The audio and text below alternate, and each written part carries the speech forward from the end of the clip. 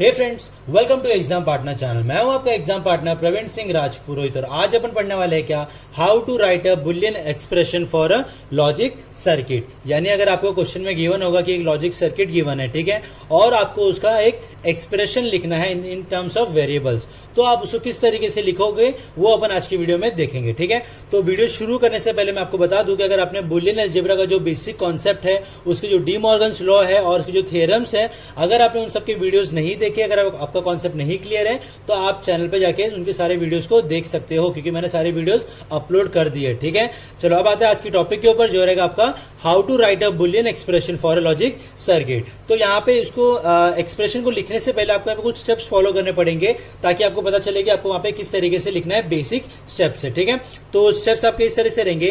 पहला स्टेप आपका रहेगा क्या, start from the input side.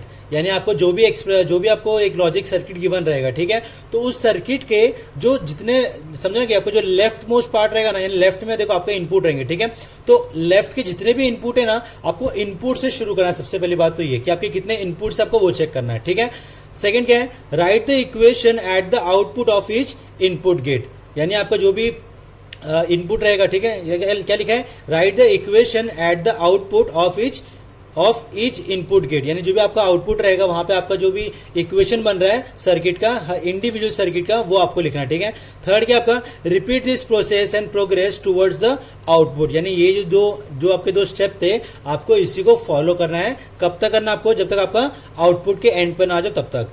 Fourth क्या है, write the switching equation for output. यानी जो भी आपका एंडिंग में, जो राइट में जो आपका सबसे बड़ा जो आपका आउटपुट रहेगा, जो भी आपका गेट रहेगा, उसका आउटपुट आपको सबसे एंड में लिखना है। अब ये तो हो गया यहाँ पे अपनी थियरी वाली पार्ट। अब क्या करेंगे अपन, एक क्वेश्चन सॉल्व करते हैं जिससे आपका डाउट पूरा अच्छी तरीके से क्लियर हो जाएगा। ठीक है, तो क्वेश्चन क्या लिखा रहेगा, आपको किस तरीके से लिखा रहेगा, obtain the Boolean equation for the logic circuit. ठीक, अब आपके सामने आप एक लॉजिक सर्किट बना हुआ है। देखो, एक ये लॉजिक गेट है, एक ये गेट है और एक इसका बड़ा वाला गेट ये है। ठीक, तो सबसे पहले आपने क्या करना है, पे अपने को इनपुट निकालना है। ठीक, तो यहां पे अपन क्या करेंगे, देखो ये अपना सबसे बड़ा आउटपुट, ये अपना गेट हो गया, राइट। अब क्योंकि अपने को आउटपुट हमेशा एक ही मिलेगा, ठीक है, आउटपुट कभी भी दो टर्म में नहीं आता, हमेशा आउटपुट आपका हमेशा एक वेरिएबल में ही आता है, दैट इज योर वाई, हम मान के चलते। ठीक है, तो ये आपका क्या हुआ, गेट हो गया, इसका आउटपुट ये। अब इसके इनपुट कहां पर है, एक ये इनपुट है, एक ये इनपुट है, बराबर। अब इस इनपुट का देखो, अगर आप यहां पे देखोगे, ये इनपुट भी यहां पे आके मेरा इसका आउटपुट बन रहा है, बराबर। तो इस आउटपुट का इनपुट कहां पर है, ये रहा इनपुट, इसके दो इनपुट ये हो गए। अब इसका इनपुट कौन सा है, सेकंड वाला, ये वाला है। तो ये किसका है, ये भी मेरा एक गेट है। तो इसका मुझे क्या देखना है, देखो इसका ये हो गया आउटपुट, लेकिन इसका इनपुट है। अब इसका इनपुट देखेंगे कौन सा अपना वाला है, सी वाला, राइट। तो अपन क्या करेंगे, ए बी सी अपने को यहाँ पे पहले इनपुट लिखना है, इनके जो इंडिविजुअल गेट है उनके बारे में। तो अपने पास में कितने गेट है, 1 2 3। ठीक है, तो स्टेप नंबर 1 आपके सामने लिखा हुआ है यहाँ पे क्या, equation for the input gates. तो देखो सबसे पहले ये वाला पार्ट आएगा मेरा, राइट। तो ये ए बी, ये मेरा दो इनपुट हो गया। अब ये मेरा यहाँ पे कौन सा फंक्शन है, एंड गेट का। तो यहाँ पे देखो ए बी आ गया, दो इनपुट आ गया। अब इसका मैं क्या करूंगा, यहाँ पे आउटपुट लिखूंगा। तो जो मैंने यहाँ पे लिखा ना, write the equation at the output of each input gate. तो मैं इस स्टेप की बात कर रहा हूं। यानी देखो ये मेरा इंडिविजुअल गेट हो गया, ये इनपुट हो गया और ये आउटपुट हो गया। यहाँ पे मैंने इक्वेशन लिख ली, y equals to a dot b। ठीक है,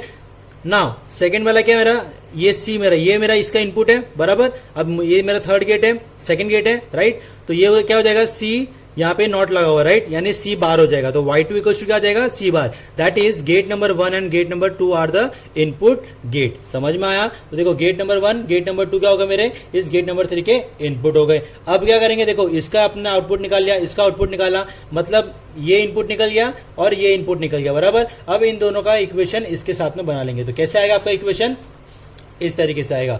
step number 2, equation for the output gate. Gate number 3 is the output gate. तो ये आ गया मेरा यहाँ पे गेट, y1 ले लिया मैंने, इसको y2 ले लिया। तो y इक्वल टू क्या हो जाएगा, y1 प्लस y2। यानी इस गेट के लिए मेरा इक्वेशन क्या बनता है, y1 प्लस y2। अब y1 का मेरा वैल्यू क्या था यहाँ पे, a डॉट बी, और y2 का वैल्यू क्या था वहां पे मेरा, c बार। तो मेरा ये आ गया y equals to a dot B plus c bar. This is the final Boolean expression. समझ में अच्छी तरीके से, पक्का, श्योर, ठीक है। अब क्या करते हैं, और एक क्वेश्चन सॉल्व करेंगे ताकि आपका कॉन्सेप्ट और भी अच्छी तरीके से क्लियर हो जाए, आपको एग्जाम में जरा सा भी मिस्टेक ना हो। ठीक है, तो यहाँ पे मैंने क्या किया, अभी तो मैंने एकदम सिंपल सा मैंने एक सर्किट लिया था। अब थोड़ा सा यहाँ पे डिफिकल्ट सर्किट लेता है, थोड़ा सा कॉम्प्लिकेटेड। ठीक है, अब यहाँ पे देखोगे, देखो यहाँ पे कितने गेट है, सबसे पहले ये अपने को फाइंड आउट करना है, 1 2 3 4 5।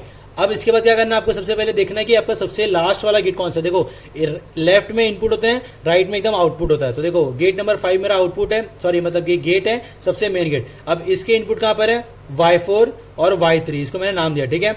अभी जो y4 है इसके भी इनपुट है, ये y1 ये y2। अब y1 आए तो इसका भी इनपुट है, ये वाला पार्ट और ये वाला पार्ट, समझ में आया। तो अब यहां पे लिखेंगे किस तरीके से, step number 1 equations for the input gate. Input gates are 1 2 3। सबसे पहले फाइंड आउट करना है क्या कि आपके कितने इनपुट्स है। तो इनपुट्स है y1 y2 y3, समझ में आया। तो y1 इक्वल क्या हो जाएगा, a बार, y2 इक्वल हो जाएगा b बार, y3 हो जाएगा मेरा c बार। देखो ये आ गया y1 y2 और yc, समझ में आ रहा है, ठीक। Step number 2 equation for the gate number 4। ये इनपुट खत्म हो गए, अब आ जाओ यहाँ पे उसके नेक्स्ट गेट पे। नेक्स्ट गेट कौन सा, y4। तो y4 पे मेरा कौन कौन सा इनपुट है, y1 और y2। तो y1 की वैल्यू क्या थी, a बार, और y2 की वैल्यू है b बार। तो ये एंड गेट है, तो क्या हो जाएगा, y4 equals to y1 dot y2। तो ये हो जाएगा मेरा a बार डॉट b बार। तो ये आ गया मेरा यहाँ पे y4 क्या आ गया, a डॉट b बार। अब ये भी हो गया मेरा। अब आप देखोगे यहाँ पे मेरे जितने गेट से कंप्लीट हो चुके हैं, सबसे लास्ट में कौन सा गेट बचा हुआ मेरा यहाँ पे, 5 वाला gate, right, 5th number gate. अब इसका इनपुट कहां पर है, y4 पे है और एक है y3 पे। तो y3 मेरा क्या है, c बार, और y4 क्या है, a बार डॉट b बार। तो इक्वेशन फॉर गेट नंबर 5 क्या आ जाएगा अपना, y equals to y4 plus y3, ठीक है।